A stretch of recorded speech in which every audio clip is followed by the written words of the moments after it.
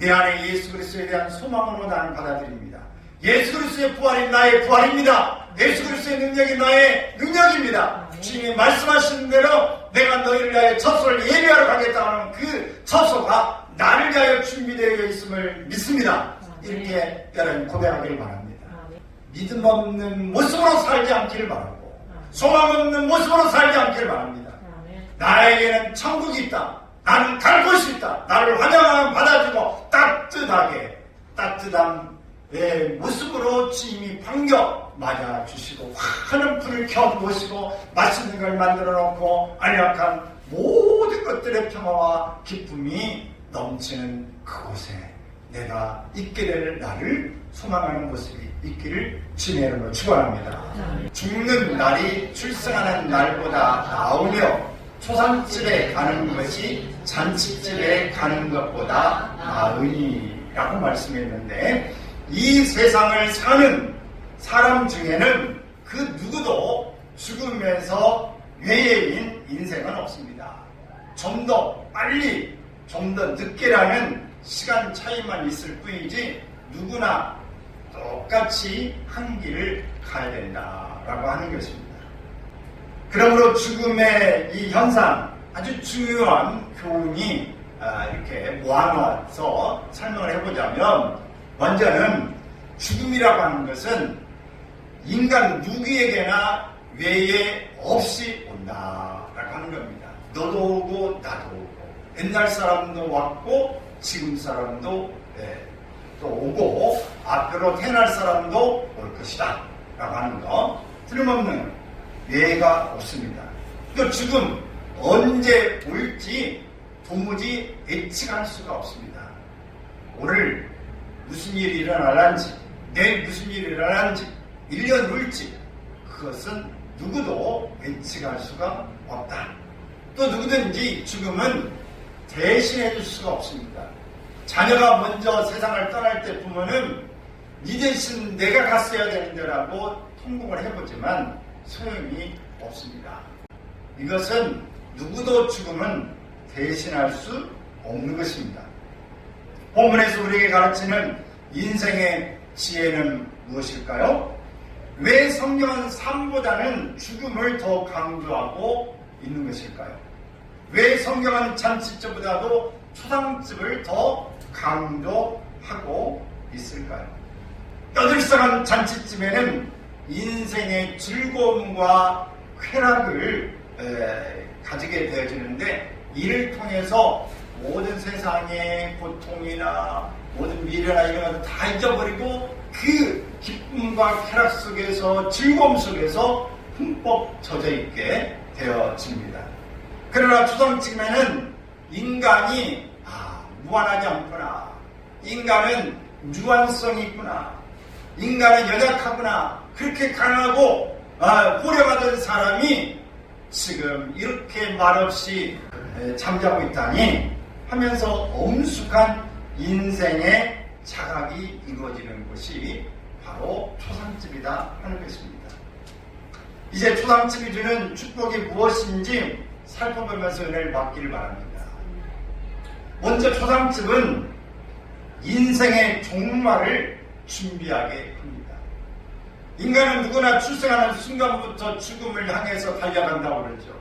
이는 우주적인 법칙인데, 그럼에도 불구하고 인간은 자신만은 그 법칙에서 죄된 사람인 것처럼 착각하면서 살아가고 있습니다. 나는 아니겠지, 다른 사람은 빨리 갔어도 나는 빨리 가지 않을 거야 라고 생각하는 그런 일을 갖게 되어집니다. 그러나 어느 날 갑자기 절친한 친구가 세상을 떠났다거나 존경하는 스승이나 가족 중에 한 사람이 먼저 가게 되어지면은 심각한 고민과 충격과 두려움을 갖게 됩니다. 그 다음에는 내 차례인가, 이런 생각을 가지게 되어지죠. 그것은 우리가 죽음을 준비하지 못했다는 증거입니다. 인간에게는 두 가지 종말이 있습니다. 먼저 첫 번째 종말은 우주적인 종말입니다. 이것은 예수님이 세상의 심판자로 재림하실 때에 맞이하는 종말을 말합니다.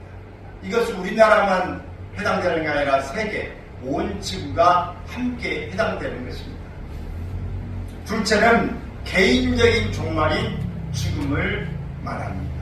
이 두 가지는 모든 사람이 항상 준비해야 하는 것인데 매우 중요한 일이 아닐 수 없습니다. 그런데 초상집에 가서는 자신도 언젠가는 모든 사람들처럼 결국은 죽음의 대열에 서 있게 된다는 사실을 확신하게 되어집니다. 그래서 초상집을 통해서 나의 죽음을 준비할 수 있다면 초상집은 내 인생에 놀라운 지혜를 주는 축복이 아닐 수 없습니다. 실제로 사람들은 의식적으로 또는 무의식적으로 자신도 결국 죽는 존재라고 하는 것을 이렇게 망각하면서 살아가는 것이 일반적인 현상입니다. 여러분 오늘 일어나면서 내가 안 죽고 살았네, 오늘 하루 그래도 내가 살아있어야 하나, 오늘 이런 생각하고 오신 분 계십니까? 여러분이 오늘 저녁에 주무시면서 아이고 내가 오늘 안 죽고 오늘 잘 살았네, 내일 내가 깨어나려나 몰라, 이렇게 하고 주무십니까? 사실은 그 생각하는 게 당연한 일입니다. 그렇지 않습니까? 그런데도 불구하고 우리는 그 생각하지 않고 당연한 것처럼, 눈 뜨는 게 당연하고 살아가는 게 당연한 것처럼 생각하고 있는 것입니다. 오늘 우리 각자에게 걸어오고 있는 죽음의 발자국 소리를 초상집에서 여러분 들어보셨습니까? 문상 가보셨죠? 아이고 우리 어머니도 우리 아버지도 언젠가는 세상을 떠나갔구나. 오늘 친구의 부모님이 상을 당해서 가보면 그런 생각을 갖죠. 자녀들의 그 상을 당하고 어려움 당할 때 그런 생각을 또 해볼 수 있지 않겠습니까? 우리 자녀도 혹시 이런 일이 올 수도 있겠구나, 오면 어떻게 할 것인가, 그런 생각을 해볼 수 있죠. 그래서 영혼을 준비하고 지금 저 건너편에서 주님을 만날 준비를 하고 있는지, 준비 없는 죽음은 실패한 인생인 것입니다. 또 초상집은 인간이 유한한 존재다라고 하는 것을 깨닫게 합니다. 그래서 여러분 초상집은 자주 가기를 바랍니다. 네, 혼인집은 거기도 가야 되죠, 즐거우니까. 그러나 혼인집보다도 초상집에 더 가주는 것이 고마운 일이에요. 사람들의 인생이 마치 끝없이 펼쳐지는 평원처럼 영원한 것으로 착각하면서 살아갑니다. 누가복음 16장에 보면은 이 땅에서 부자로 살면서 호의호식하면서 이 거지들에게서 후한 그런 삶을 살지 못했던 한 사람이 이야기를 하고 있습니다. 그가 죽어서 지옥에 떨어졌다. 그래서 이 거짓 생활을 했지만 믿음 생활을 했던 그 사람이 천국에서 만났을 때에 그 지옥에 있는 그가 아브라함이요 제발 저 내 사람에게 혀끝에 물 하나 이렇게 찍어가지고 내 혀끝에 물 한 방울 좀 떨어져 주세요. 여러분 이 표현이 얼마나 갈증이 심하고 고통스러웠는가를 알려줍니다. 우리가 목이 마를 때 그냥 시원한 물 한 번 꿀꺽꿀 마시면 얼마나 시원하고 좋습니까? 이렇게 말한 만큼 흔들려지는 그런 상황이 일어나고 있음을 말합니다. 이 땅에 있을 때만 기회가 있습니다. 이 땅에 있을 때만 선택할 수 있습니다. 이 땅에 있을 때만 활동할 수 있고 생각할 수 있고 우리가 섬길 수 있고 우리가 이것저것을 선한 일을 경주해 갈 수 있게 되어집니다.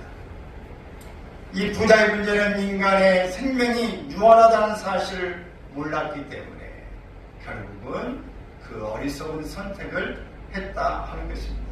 영국의 찰스 킹질라고 하는 목사님은 이런 이야기를 했어요. 함께 한번 읽습니다. 정직한 사람은 언제나 옳은 일을 생각하고 그것을 행하며 살아간다. 악한 사람은 악한 일을 생각하고 악을 행하며 살아간다. 어리석은 사람은 분별 없이 악도 선도 모르고 산다. 이 사람이 제일 어리석은 사람이다. 내가 어디로 가고 있는지 전혀 모르고 현실에만 집착하여 사는 사람은 죽은 사람이다. 파스칼의 이 황새, 그분은 이런 이야기를 했어요. 시작. 고뇌에 지르는 것은 수치가 아니다. 그러나 쾌락에 지르는 것은 수치다.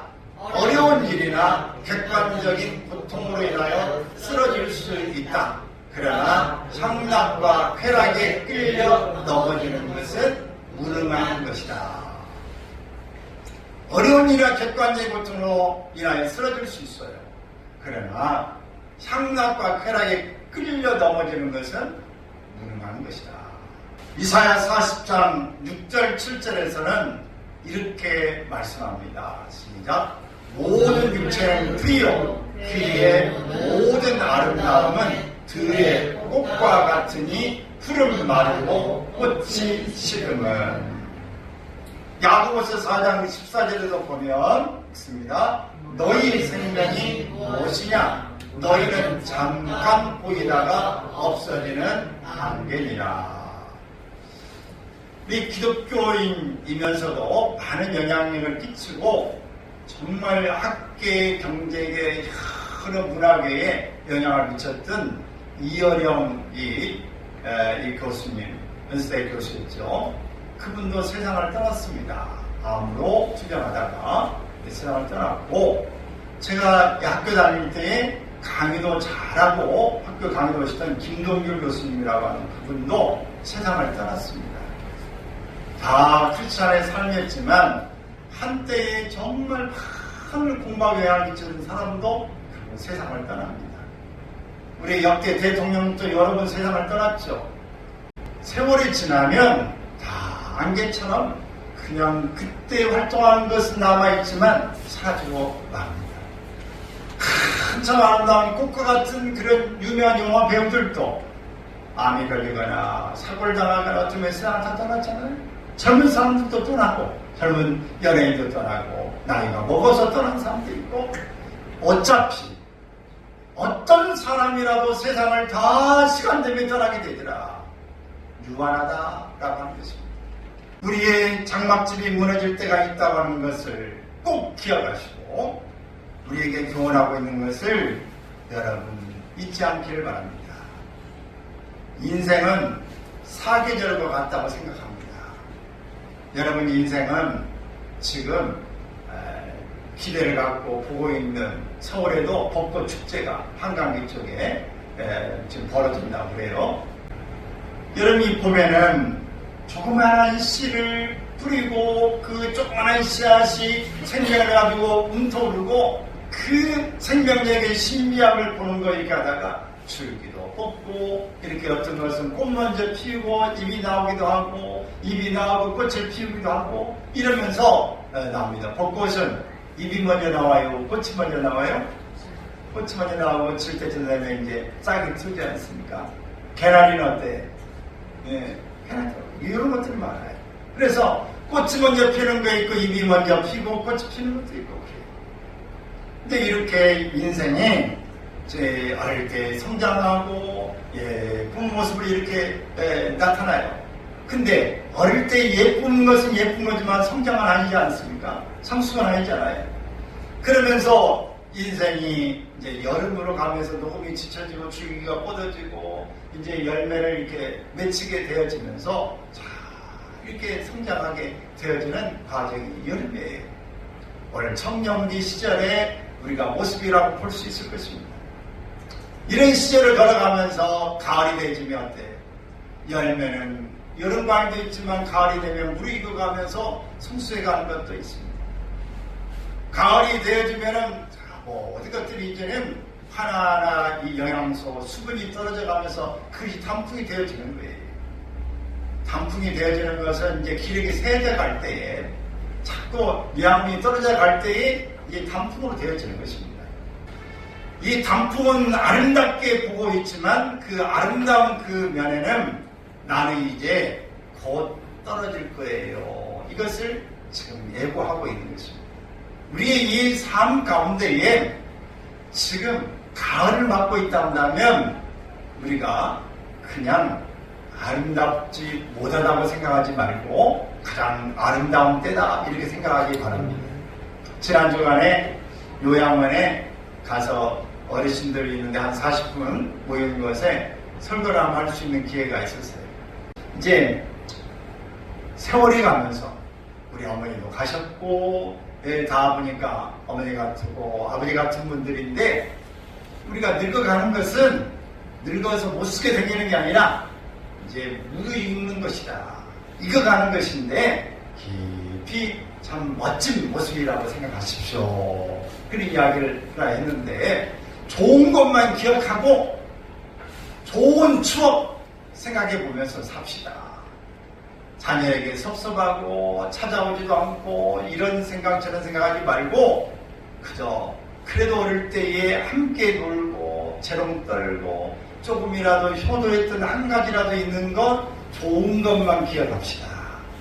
우리 무르익어가는 때에 축복하며 감사하며 살고 찬송하며 삽시다. 그런 이야기들을 하고 왔는데 여러분 이 가을철의 인생이 되어질 때의 과일을 숭숭한 걸 내놓지 않습니까? 그리고 아름다운 단풍을 만들어내고 이제 잎이 하나하나 떨어져서 낙엽이 됩니다. 낙엽이 되면 점차 나무는 벌거벗게 돼요. 그러나 벌거벗다고 이것이 죽은 것입니까? 살아있는 것입니까? 낙엽이 진 나무는 살았을까요? 죽었을까요? 겨울에는 벌거벗었지만 죽은 것 같았지만 죽은 게 아니라 살아있는 거예요. 어떤 것은 살아있는 것 같은데 죽어있는 나무가 있어요. 저희 안에 화분이 하나 있는데 이 잎이 이렇게 쭉 올라오다가 좀 누런 게 있어요. 벌써 단풍이 들었나. 그러면 그것은 단풍이 아니라 이렇게 해서 흔들어 봐요. 눌러봐요. 물렁물렁은 죽은 거고 흔들어 봐서 짱짱하지 않으면 죽은 건데 이렇게 어쩌면 괜찮더라고요. 그러다가 살짝 올려봤더니 쭉 올라오더라고요. 제가 물을 많이 줘가지고 섞은 것 같아요. 이게 살아있어도 살아있는 게 아니고 죽은 게 있고 죽은 것 같지만 살아있는 게 있어요. 우리의 인생에 봄, 여름, 가을, 겨울 4개를 우리의 인생에 갔지만 정말 우리의 마음 가운데 죽어있는 거하고 보잘것없는 인생 갖고 다 늙어서 꼭 가게 생겼지만 그 안에 소망이 있고 생명이 있는 사람이 있어요. 여전히 있는 사람이 있는가 하면 살아있는 것 같지만 죽은 사람과 같은 사람들이 있더라는 겁니다. 여러분 우리는 살았습니까? 죽었습니까? 살았습니다. 우리 이 삶에 볼 때에 살아있는 것도 있고 죽어있는 것도 있는데 우리는 살아있는 자가 되기를 바랍니다. 네. 또 조상집은 이렇게 인간들이 살면서 정말 인생의 종말과 유한한 것을 우리가 기억하면서 내 인생이 지금 어디쯤 왔을까라고 하는 것을 꼭 기억하시고 어릴 때 노래를 많이 해보잖아요. 그냥 땅 따먹기도 하고 또 이 놀이도 하고 이렇게 열심히 합니다. 근데 해가 되면은 우리가 집으로 돌아가지 않습니까? 근데 집으로 돌아갈 때에 이 집이 없는 사람이 가장 서럽죠. 근데 집을 갔는데 집에서 평화롭고 안심하게 따뜻하게 맞아줄 집이 있으면 얼마나 안심되고 행복합니까? 엄마가 밥 해놓고 따뜻한 해놓고 씻을 물 해놓고 씻어라 밥 먹어라 이렇게 해서 재워주고 맛있는 것 주면 얼마나 행복해요. 근데 끝나고 집에 갔더니 집에 불이 꺼져 있고 아무도 없는데 문은 열려져 있어요. 도적 맞은 집안. 집에 갔더니 강도가 나를 죽이겠다고 응덩거리고 있어요. 이러면 실컷 놀았지만 안에 정작 쉬기를 원하는 내 집에 들어갔더니 강도가 있고 두려움과 공포로 우리가 머물러 있다면 어떤 일이 생겨날까요? 바로 우리의 인생이 다 해가지고 갔을 때에 안심하고 평안하고 영원한 안식으로 우리 마주해줄 곳이 있는 것이 천국이라면 강도 만난 집처럼 오늘 나를 죽이겠다고 으르렁대고 있는 사자굴처럼 두려움과 공포 가운데 시달림과 두려움으로 쉴 곳이 없는 지옥불에 떨어지는 그런 삶과 무엇이 다르겠습니까? 초당집은 부활의 위대한 소망을 갖게 합니다. 죽음이라는 세 가지 모델이 있는데 첫째는 죽음은 끝이라고 생각하는 것이죠. 그래서 부귀, 영화, 출세, 명예 다 필요 없고 죽으면 모든 것이 끝이라고 생각하는 사람입니다. 그러나 내가 끝나는 것이지 세상이 끝나는 것은 아닙니다. 둘째는 죽음을 생명의 과정이라고 생각하는 것입니다. 시작이 있으면 끝이 있듯이 죽음은 생의 한 단계일 뿐이다 라고 생각하는 것입니다. 셋째는 죽음을 출발이라고 생각하는 것입니다. 초대교회 성도들은 죽은 이의 묘비에 비문을 새겼습니다. 뭐라고 새겼을까요? 시작. 이 사람은 죽은 것이 아니라 이제 새로운 생명에 들어가는 것이다. 아멘. 바울은 죽음을 떠난다는 표현을 썼습니다. 그 의미가 대단히 중요한데 떠난다는 이 표현, 죽음은 야영 생활에서 천막을 이동한다 라고 하는 겁니다. 야영이 천막을 치고 가다가 이동한다. 이 접어서 딴 데로 갈 때 이동한다. 두 번째는 정박선의 밧줄을 푼다. 배가 정박에 있다가 출발하려면 밧줄을 풀지 않습니까? 세 번째는 죄인의 손목에서 수갑을 푼다 그 말이에요. 바울은 죽음을 종결이 아닌 이별로 보았습니다. 죽음을 피곤하지 않고 도리어 그리스도와 함께 있을 이전으로 보았다 하는 것입니다. 죽음 이후에 부활의 소망을 가졌습니다. 바울 사도는 데살로니가전서 4장 14절에서 이렇게 이야기했어요. 시작. 형제들아, 우리가 예수께서 죽으셨다가 다시 살아나심을 믿을진대 이와 같이 예수 안에서 사는 자들도 하나님이 그와 함께 데리고 오시리라. 이는 소망 없는 다른 이와 같이 슬퍼하지 않게 하려 하는 것입니다. 여러분, 우리는 혼자가 아닙니다. 예수님이 데려 오시는 것이고 함께 하는 것입니다.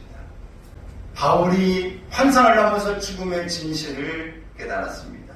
주님 앞에 얼굴을 맞대고 영광스럽게 서는 만남이라면 왜 우리가 죽음을 두려워해야 하겠습니까? 죽음은 영광스럽고 아름다우며 축복임을 우리가 기억해야 할 것입니다. 자녀들이 성장하면 이제 성인이 됐다고 성년식을 합니다. 여자아이를 키우다 보면 생리가 시작될 때에 옛날에는 부끄러웠지만은 생리가 시작하면 이제 네가 이제 청년이 됐구나, 성년이 됐구나 축하합니다. 자녀가 학교를 들어갈 때도 축하를 합니다. 자녀가 취직을 하면 박수를 치고 대단히 잘했다고 말합니다. 승진을 하면 축하단을 보내고 막 사람들이 축하합니다. 결혼식을 하면 굉장히 사람들이 축복하고 축하합니다. 요즘에 결혼식장이 줄어가지고 이 결혼식을 잡으려면 최소 6개월, 어떤 데는 좋은데 좋은 시간 잡으려면 1년 6개월부터 예약을 장소를 잡아야 된대. 근데 이 결혼식 하는 거 굉장히 축하하지 않습니까? 자녀를 낳으면 손자를 낳고 그러면 얼마나 또 축하합니까? 사람이 좋은 집을 사가지고 이사하면 얼마나 사람들이 박수치고 축복해. 우리가 좋은 여행지 가고 싶은데 여행지를 떠난다면 아이고 축하해, 나 가고 싶은데 좋겠다. 부러워하고 축복하고 잘 갔다 와라고 축복합니다. 이렇게 좋은 거, 새로운 거면 축복합니다. 근데 우리가 살다가 우리가 저 너머에 죽음도 아픔도 슬픔도 괴로움도 눈물도 없는 영원한 세계에 하나님 만드신 빛 가운데 사는 삶, 오늘 주님 우리를 맞이하여 주시는 삶, 영원한 삶의 나라로 이사가는 일에 여러분 얼마나 축하할 일입니까? 축복할 일 아니세요? 조그만 일에도 축하하고 축복하며 사는데 정말 그 나라가 좋다면, 정말 그 나라가 확실한다면, 소망이 있다면 오늘 우리가 죽음을 두려워하지 않고 내가 이 땅에서 내 할 일을 마치는 날에 찬송한 것처럼 주가 주신 모든 삶을 내가 마치고 그 나라에 갈 때에 주를 찬송하겠네. 오늘 이 고백이 우리에게 일어나기를 바랍니다. 진정한 소망, 하늘나라에 대한 이 소망이 우리가 부끄러워지지 않기를 바랍니다. 정말 확신 있게 살면서 저 나라를 바라보면서 나는 죽으면 천국, 살면 주일한다, 이 생각하고 살아가시길 바랍니다. 아멘. 조금만 아프면 죽으면 어떻게 할까, 이러다 끝인가, 염려하지 않기를 바랍니다. 우리가 어쩌보면 덤으로 사는 인생 아닙니까? 좀 생각해보면 죽을 고비 한두 번씩 안 남긴 사람이 어디 있어요? 그거 생각하면 그때 죽었으면 지금이 있을 수 없잖아요. 그러면 지금은 덤으로 사는 것입니다. 그러므로 하나님 앞에 감사하면서 오늘 이 땅에 살다가 하나님이 부르시며 나오면 할렐루야로 찬송하며 가겠습니다. 키말라 박사와 초대 이화에게 총장했던 그분이 내가 죽으면 장송곡을 부르지 말고 환송곡을 불러라. 그 나라에 가는 환송곡을 불러라. 환희의 송가를 불러라. 마음속에 두려움이 있습니까? 이러면 어떨까? 내가 이러다가 아프면 어떨까? 못 일하면 어떨까? 죽으면 어떨까라는 두려움 속에 여러분 쏟아져 있다면 오늘 이 두려움을 치유하는 시간이 되길 바랍니다. 소망이 여러분 마음속에 불물처럼 본물처럼 들어오길 바랍니다. 조그마한 어떤 생각, 마음, 환경 가운데서도 일이 일비하면 웃고 울고 슬프고 괴로워하는 일이 아니라 하나님의 나라의 소망을 가진 사람은 그렇게 매이지 않습니다. 잠깐 근심할 수 있으나 그 근심이 나를 압도하지 못합니다. 잠깐 있다가 더 큰 소망과 기쁨과 우리에게 즐거움이 모든 걸 다 밀어내는 것입니다. 아멘. 여러분 마음속에서 오늘 죽음에 대한, 아픔에 대한, 오늘 현실에 대한, 미래에 대한 두려움이 있다면 다 밀어내시고 그 소망에 즐거움으로 크크 채워지는 시간 되길 바랍니다. 아멘. 하나님 이 모든 두려움을 예수 그리스도의 이름으로 밀어냅니다. 아멘. 내 안에 예수 그리스도에 대한 소망으로 나는 받아들입니다. 예수 그리스도의 부활이 나의 부활입니다. 예수 그리스도의 능력이 나의 능력입니다. 주님이 말씀하신 대로 내가 너희를 위하여 처소를 예비하러 가겠다 하는 그 처소가 나를 위하여 준비되어 있음을 믿습니다. 이렇게 여러분 고백하기를 바랍니다. 믿음 없는 모습으로 살지 않기를 바라고 소망 없는 모습으로 살지 않기를 바랍니다. 나에게는 천국이 있다. 나는 갈 곳이 있다. 나를 환영하면 받아주고 따뜻한 내 모습으로 주님이 반겨 맞아주시고 환한 불을 켜보시고 맛있는 걸 만들어 놓고 안락한 모든 것들의 평화와 기쁨이 넘치는 그곳에 내가 있게 될 나를 소망하는 모습이 있기를 주님의 이름으로 축원합니다. 할렐루야. 우리 같이 기도하겠습니다. 한번 따라서 합시다. 주님 그렇습니다. 주님 그렇습니다. 나를 위해서 천국이 예비되어 있습니다. 나를 위해서 주님께서 오셨습니다. 나를 위해서 하나님께서 예수님을 선물로 주셨습니다. 예수님을 믿사오니 하나님의 아들이 하나님의 딸이 되었사오니 안심하고 천국의 확신을 가지고